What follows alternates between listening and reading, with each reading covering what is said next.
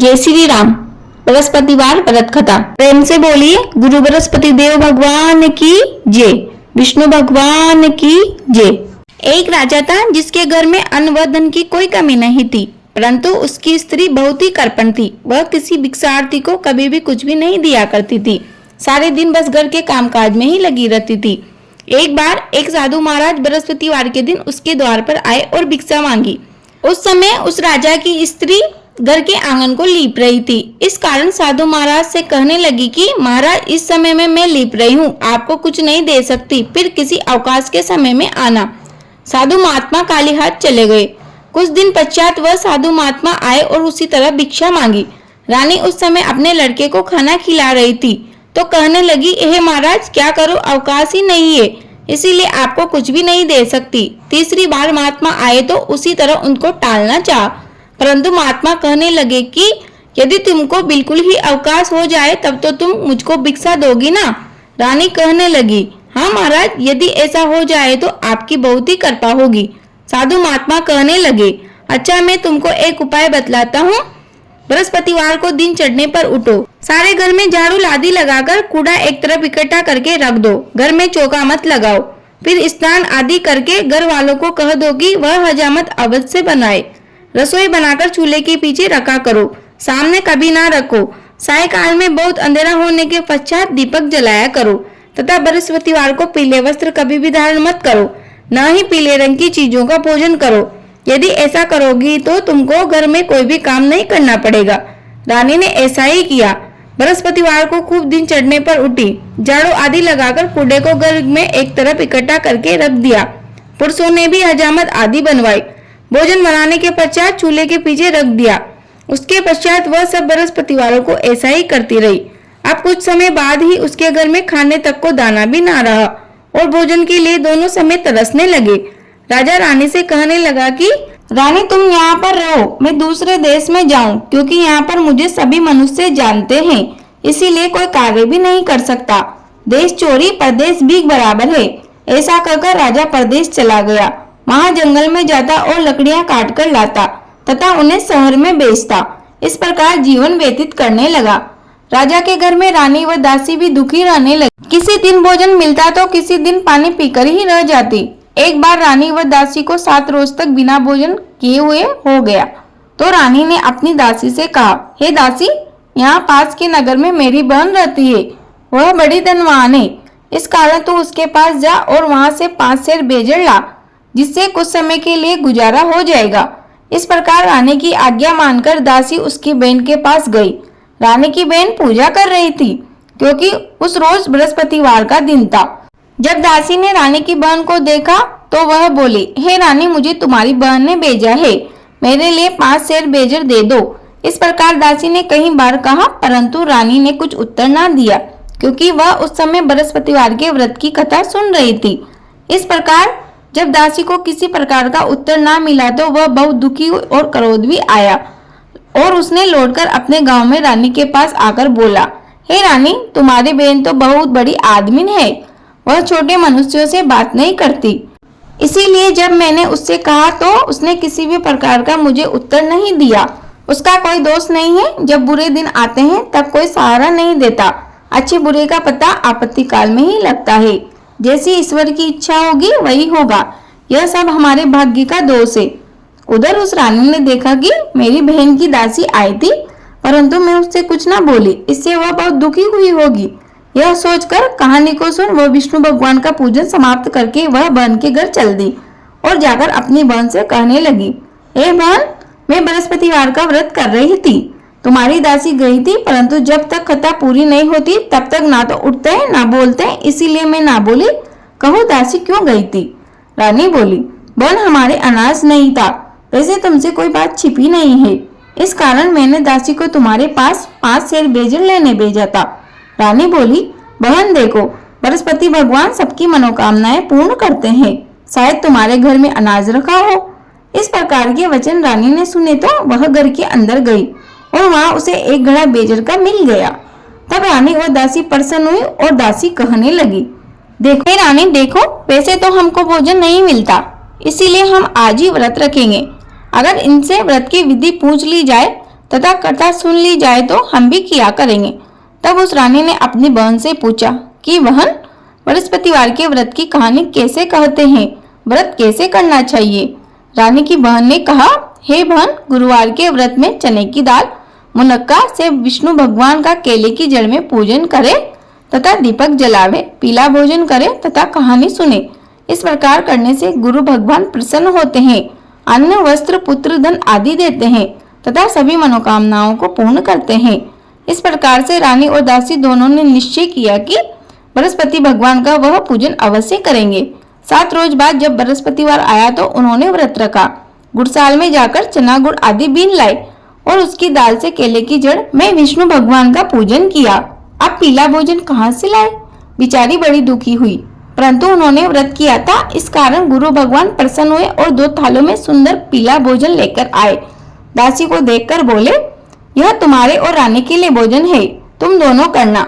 दासी भोजन पाकर बड़ी प्रसन्न हुई और रानी से बोली, भोजन कर लो। रानी को इस विषय में कुछ पता नहीं था, इसीलिए वह बोली, अरे दासी, तो ही भोजन कर, क्यों हमारे व्यर्थ में हंसी उड़ाती है। दासी बोली, एक महात्मा भोजन देकर गए हैं। रानी कहने लगी, वह भोजन तेरे लिए ही दे गए होंगे, तू ही भोजन कर। दासी कहने लगी, वह महात्मा हम दोनों को 2 थालों में भोजन देकर गए हैं, इसीलिए हम और तुम दोनों ही साथ में भोजन करेंगी। इस प्रकार रानी व दासी दोनों ने गुरु भगवान को नमस्कार करके भोजन प्रारंभ किया तथा वह प्रत्येक बृहस्पतिवार को गुरु भगवान का व्रत व विष्णु भगवान का पूजन करने लगी। बृहस्पति भगवान की कृपा से फिर रानी व दासी के पास काफी धन हो गया। वह रानी फिर उसी तरह आलस्य करने लगी।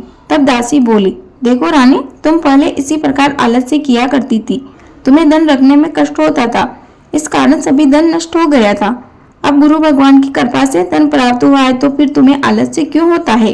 बड़ी मुसीबतों के बाद तो यह धन पाया है, इसीलिए हमें दान पुण्य करना चाहिए, भूखे मनुष्यों को भोजन करवाना चाहिए, प्याव लगवाओ, ब्राह्मणों को दान दो, कुआं, तालाब, बावड़ी आदि का निर्माण करवाओ, मंदिर, पाठशाला बनवाकर दान दो, कुंवारी कन्याओं का विवाह करवाओ, धन को शुभ कार्यों में खर्च करो, जिससे तुम्हारा यश फैलेगा और स्वर्ग प्राप्त होगा।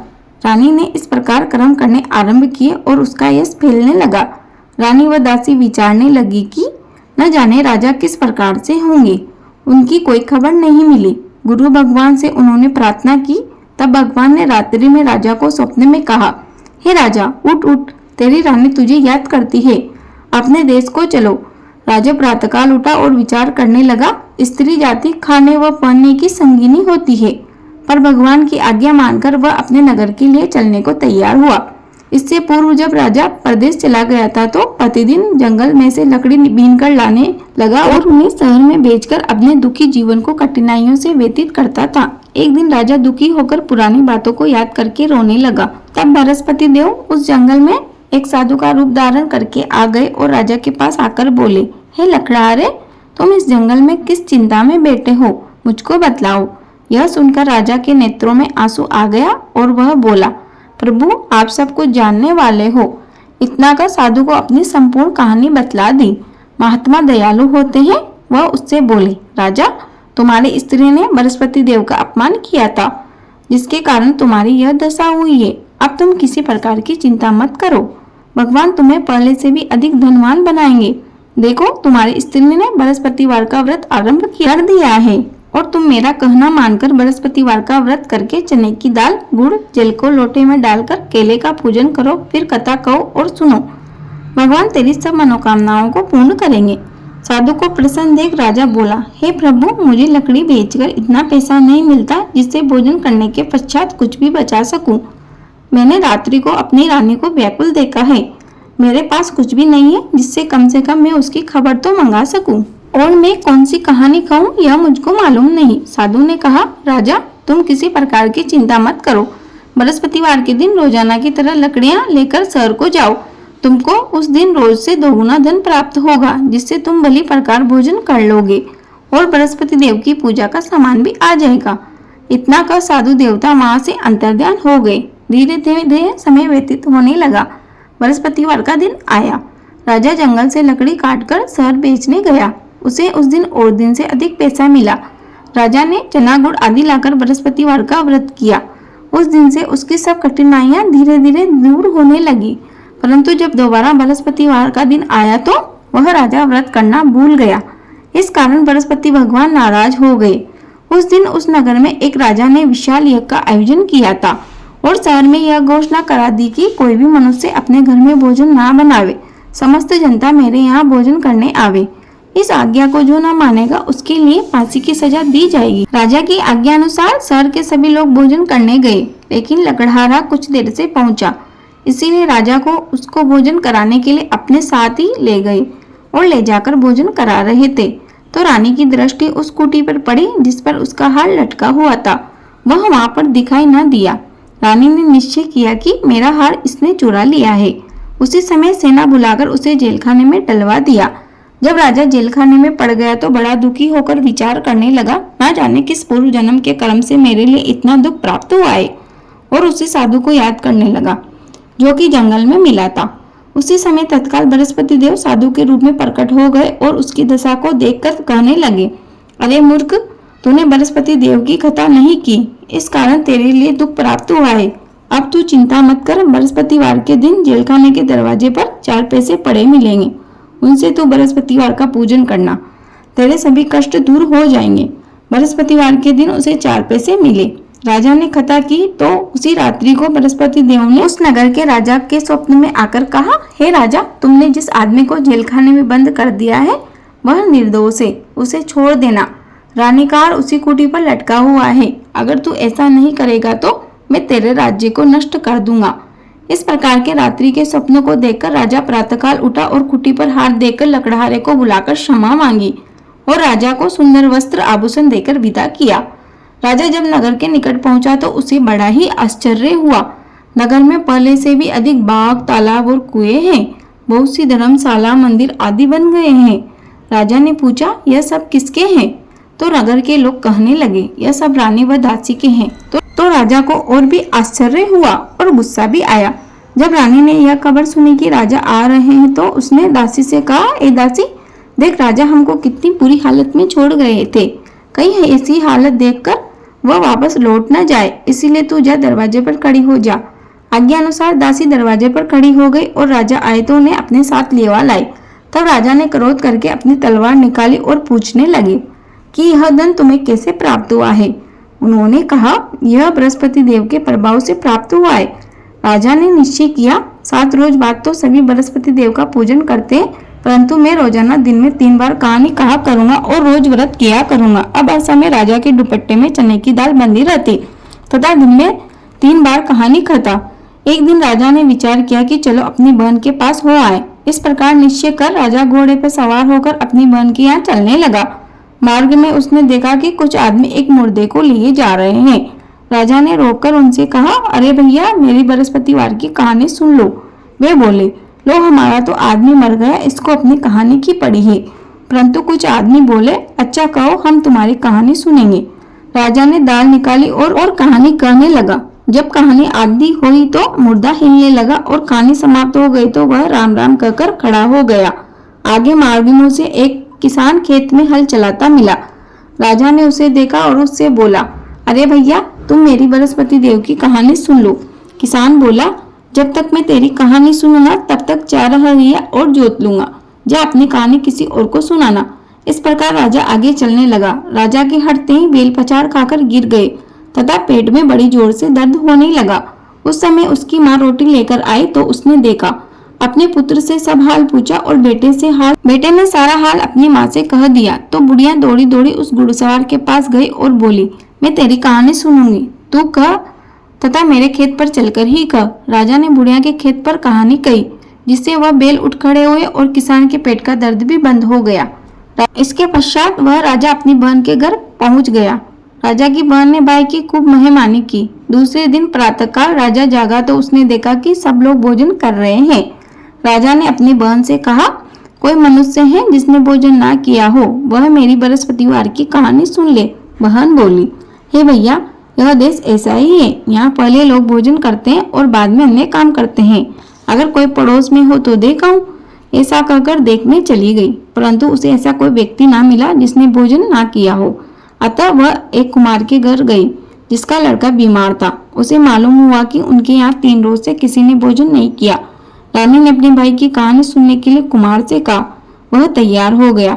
राजा ने वहां जाकर बृहस्पतिवार की कहानी कही, जिसको सुनकर उसका लड़का ठीक हो गया। अब राजा की प्रशंसा होने लगी। एक दिन राजा ने अपनी बहन से कहा, हे बहन, हम अपने घर को जाएंगे, तुम भी तैयार हो जाओ। यह बात जब राजा की बहन ने अपनी सास से कही तो सास बोली, हाँ तू चली जा, परंतु अपने बच्चों को मत ले जा, क्योंकि तेरे भाई के कोई संतान नहीं है। बहन ने अपने भैया से कहा, हे भैया, मैं तो चलूंगी, परंतु कोई बालक नहीं जाएगा। राजा बोला, जब कोई बालक ही नहीं जाएगा तो तुम भी क्या करोगी। बड़े दुखी मन से राजा अपने नगर को लौट आया। राजा ने अपनी रानी से कहा, हम निर्वंशी राजा हैं, हमारा मुंह देखने लायक नहीं है, और भोजन आदि ना किया। रानी बोली, हे राजा, बृहस्पति देव ने हमें सब कुछ दिया है, हमें संतान भी अवश्य देंगे। उसी रात्रि को बृहस्पति देव ने राजा से स्वप्न में कहा, हे राजा, उठ, सभी सोच को त्याग दे, तेरी रानी गर्भ से है। राजा को यह समाचार सुन बड़ी खुशी हुई। 9वें महीने में उसके 2 सुंदर पुत्र पैदा हुए। तब राजा बोला, हे रानी, स्त्री जाति बिना भोजन के रह सकती है, पर बिना कहे नहीं रह सकती। जब मेरी बहन यहाँ आवे तो तुम उससे कुछ भी ना कहना। रानी ने सुनकर हाँ कर दी। जब राजा की बहन ने यह समाचार सुना तो वह बड़ी खुश हुई और बधाई लेकर अपने भाई के यहाँ आई। तभी रानी कहने लगी, घोड़े चढ़कर तो नहीं आई, गधे चढ़ी आई। राजा की बहन बोली, मैं इस प्रकार ना कहती भाभी आपसे तो तुम्हें संतान कैसे प्राप्त होती। बृहस्पति देव ऐसे ही हैं, जैसी जिसके मन में कामनाएं होती है सभी को पूर्ण करते हैं। जो भावना व प्रेम पूर्वक बृहस्पतिवार का व्रत करता है तथा कथा पढ़ता है अथवा सुनता है तथा दूसरों को सुनाता है, बृहस्पति देव उसकी सभी मनोकामनाओं को पूर्ण करते हैं। प्रेम से बोलिए, बृहस्पति भगवान की जय, विष्णु भगवान की जय। यह कथा यही समाप्त होती है। कथा अधूरी रही हो तो पूरी कर जो, पूरी हो गई हो तो मान कर जो भी इस कथा को प्रेम व श्रद्धा के साथ सुने, भगवान विष्णु उसकी सभी मनोकामनाओं को पूर्ण कर जो। कथा के समाप्त होने के पश्चात आप आरती करें तथा भोग लगाकर प्रसाद वितरित करें। आप सुनिए बृहस्पतिवार व्रत की पूजन सामग्री। इस दिन भगवान बृहस्पति देव का पूजन होता है। दिन रात में से एक ही समय भोजन करें, पीले वस्त्र धारण करें, पीले भोजन का सेवन करें। भोजन में चने की दाल होनी चाहिए, नमक नहीं खाना चाहिए। पीले रंग के फूल, चने की दाल, पीले कपड़े व पीले चंदन से पूजन करना चाहिए। पूजन के पश्चात कथा सुननी चाहिए। इस व्रत को करने से बृहस्पति देव जी अति प्रसन्न होते हैं। धन व पुत्र आदि का लाभ होता है। स्त्रियों के लिए यह व्रत आवश्यक है। इस व्रत में केले का पूजन भी किया जाता है। मुझे उम्मीद है आपको यह वीडियो अवश्य उपयोगी लगी होगी। प्लीज वीडियो को लाइक करें, शेयर करें, कमेंट बॉक्स में जय श्री राम अवश्य लिखें। यदि आपने अभी तक हमारे चैनल को सब्सक्राइब नहीं किया हो तो प्लीज चैनल को सब्सक्राइब कर लीजिए। जय श्री राधे कृष्ण। आपका दिन शुभ हो। धन्यवाद।